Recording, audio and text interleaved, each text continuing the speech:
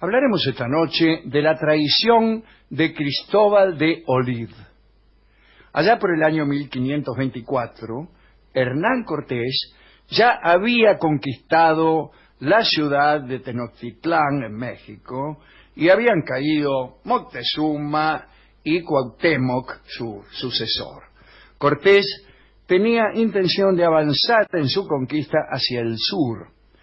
Uno de los objetivos principales de su escuadra era descubrir el estrecho que debía conectar el Atlántico con el Pacífico, que debía conectar. Eso era creer que la geografía debía estar al servicio de la corona española. ¿Por qué debía haber un estrecho que conectara el Atlántico con el Pacífico? Bueno, no lo hay, y el que hay es casi inútil. Hay un estrecho cuando ya hemos recorrido miles de millas marinas y cuando ya hemos dado casi la vuelta. ¿Para qué queremos un estrecho así? Sí. Ya llegamos al estrecho Magallanes. Ya sí, se desvió. Al rato tenés el pasaje de Drake y termina la Tierra. Los españoles ya habían captado la proximidad que había entre un océano y otro. Especialmente Balboa, que había hecho interesantes descubrimientos allá por 1513. Había descubierto el Océano Pacífico, pero él lo llamó Mar del Sur. Los geógrafos españoles no podían creer que se interpusiera entre los dos océanos una barrera tan tremenda, sin el más mínimo pasaje. Las cartas de Cortés con el rey Carlos V tocaban frecuentemente ese tema. Una vez le escribió: Su Majestad puede tener certeza de que ansío descubrir un estrecho secreto. Bueno, no sé de qué manera iba a ser secreto. Claro, ¿qué estaba? ¿Qué sé yo? Un estrecho secreto debía ser, primero, muy estrecho, para poder taparlo con ramas, con hojas o con diarios. Pospondré, seguía Cortés sin hacerme caso, ¿no?, todos los intereses y proyectos para realizar este gran objetivo. Estaba empecinado. Cortés ordenó entonces que se preparara una expedición para buscar la conexión oceánica. Y esta expedición quedó a cargo de Cristóbal de Olid, un oficial que había comandado una de las direcciones del ejército de Cortés. Olid había nacido en Linares, o sea, en Andalucía, en 1488. Tenemos las instrucciones que le dio Cortés a Olid para hacer la expedición en busca del estrecho. Era muy minuciosa, ¿no? Olid debía partir hacia el sur, hacia Honduras, ¿no?, y establecer allí una colonia de la cual saldrían expedicionarios en busca del misterioso paso. Cortés ordenó que no se produjeran muertes de indios, que se buscara solo oro y plata. Había informes que aseguraban que el país estaba lleno de oro, tan lleno que los pescadores usaban plomadas de oro para las redes. Otra orden decía que los clérigos que participaban de la expedición debían predicar y que no debían consentir en sodomías y sacrificios. Ajá. Otra orden de Cortés indicaba que se destruyeran todas las casas en donde los indios encarcelaban a sus enemigos, según él creía, para comérselos. Bueno, creía que tenían unas casas donde engordaban a sus enemigos, claro, para después manchárselos. Ahora creía todo, creía, sí, eso, creía las todo. Plomadas de oro, el paso secreto. Sí, también. Y por último, en todas partes debían levantar cruces. Efectivamente creía todo. Muy bien, Cristóbal de Olid se despidió amistosamente de Cortés el 11 de enero de 1524. Anduvo primero por tierra hasta el Golfo de México, es decir, que no fue hacia el sur. Bueno, ¿en dónde estaba el tipo? En México. Estaba ahí en México. En Tenochtitlán estaría, yo qué sé. Entonces, de ahí navegó hasta La Habana, en donde hizo una escala y después de allí se fue para Honduras. Pero a Olid empezó a importarle cada vez menos encontrar un paso entre los dos océanos. Resulta ser que en la travesía Cristóbal de Olid se hizo amigo de un hombre llamado Pedro de Briones. que iba en su compañía como maestre de campo.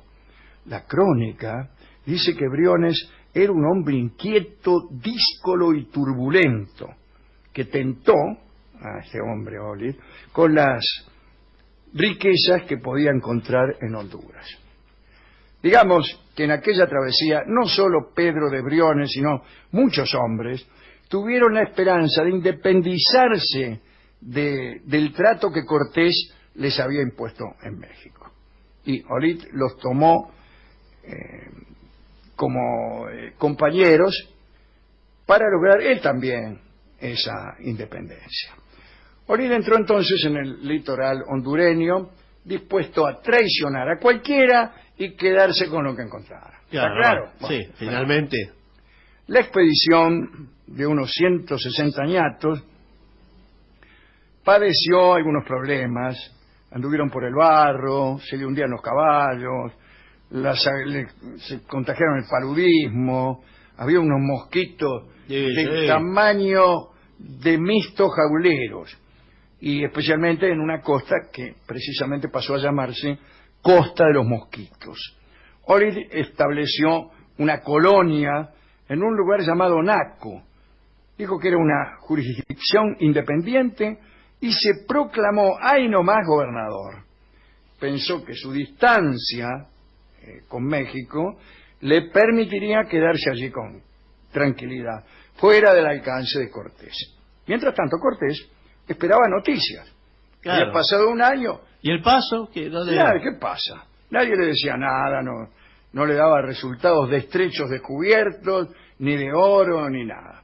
Supo al fin que había sido traicionado. Un hombre llamado Gonzalo de Salazar, que había participado de la escala que había hecho Olid en La Habana, había escuchado algunas conversaciones y sabía cómo se había empezado a fraguar la desobediencia. Y entonces viajó a México para alcahuetearle a Cortés.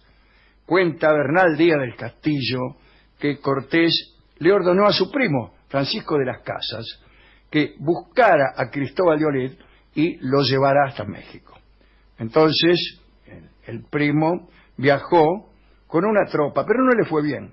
Naufragó y cayó él mismo, prisionero de Olid, el tal Francisco de las Casas, el primo de Cortés.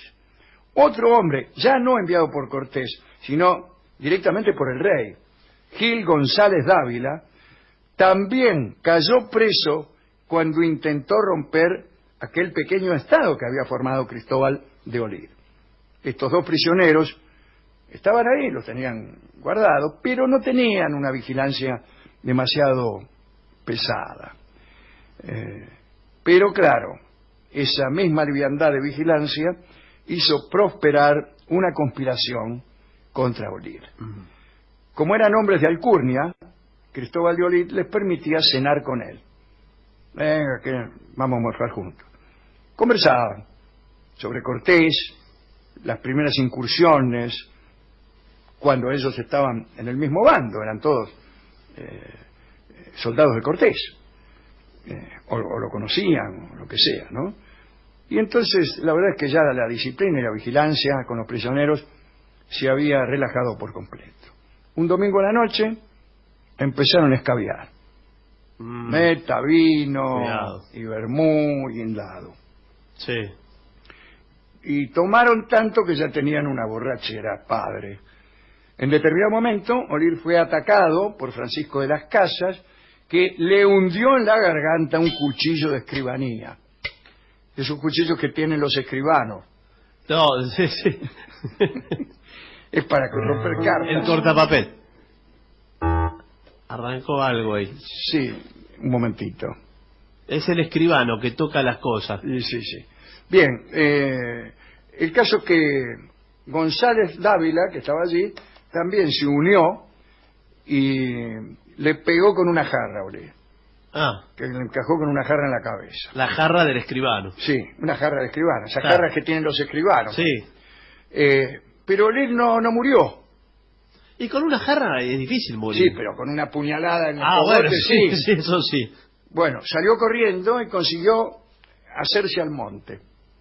Ujú. Los guardias estaban desprevenidos y las Casas y González Dávila amenazaron de muerte a todo el mundo y los guardias no reaccionaron. Bueno, se hicieron dueños de la situación. Y incluso los guardias aceptaron las órdenes de ellos, al igual que habían aceptado las órdenes de Olid. Sí, ya le daba lo Importaba mismo, nada, señor. señor. Poco más tarde ordenaron pena de muerte a cualquier persona que supiera de Olid y no dijera dónde estaba. Un clérigo se presentó pidiendo por la vida de Olid en su nombre, antes de entregarlo. Dije, mira, yo sé, ¿no? Lo que hicieron fue apretar al clérigo y finalmente el clérigo escupió todo. Mira, está escondido aquí. Dijo todo. Cristóbal de Olid fue hallado, le curaron las heridas y lo condenaron a muerte. Lo degollaron por desobediencia. Primero le curaron las heridas. Primero curaron las heridas. Sí. Después lo degollaron por desobediencia, ambición e ineficacia en el año 1524, cuando Cristóbal de Olid tenía 36. Oh. Todas las cosas le pasaban muy pronto en la vida a aquellos hombres. Esta fue la historia de esta traición, y la moraleja sería que si tenés a dos hombres prisioneros, no bebas mucho con ellos, porque podrían matarte con un cuchillo de escribano. Bueno, sí. Bueno, la moraleja es efectiva, pero no muy elegante, ciertamente. No. Es difícil dedicar esta charla, porque son todos traidores o alcahuetes, pero me gustaba el clérigo. Sí, lo botoneó igual el clérigo. Y lo escupió, pero bueno, Sí. lo apretaron. Pero en todo caso, vamos a dedicar esta charla a los que inmerecidamente han recibido traiciones, a las víctimas de las traiciones. Hemos ido a la discoteca y el discotecario se impresionó mucho con la borrachera de estos hombres, porque en realidad fue lo único que oyó. Claro, sí. Estaba durmiendo y se despertó justo cuando Olid bebía con sus prisioneros. Y entonces inmediatamente nos dio este tango, que es Esta noche me emborracho, evidentemente compuesto en atención a este episodio histórico.